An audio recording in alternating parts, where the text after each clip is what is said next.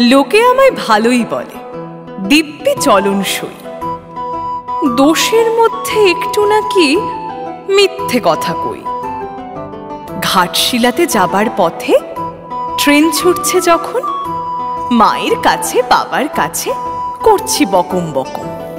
হঠাৎ দেখি মাঠের মধ্যে চলন্ত সব গাছে এক এক রকম ভঙ্গি ফোটে, এক এক রকম নাচে।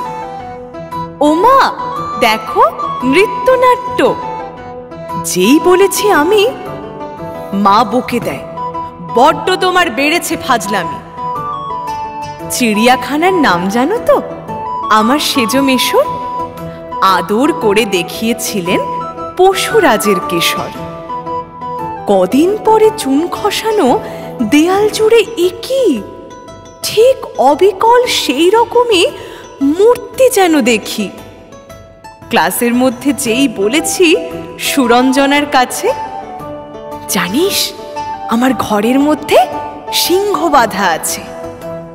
শুনতে পেয়ে দিদিমণি অমনি বলেন, শোনো, এসব কথা আবার যেন না শুনি কখনো। বলি না তাই সেসব কথা, সামলে থাকি খুব।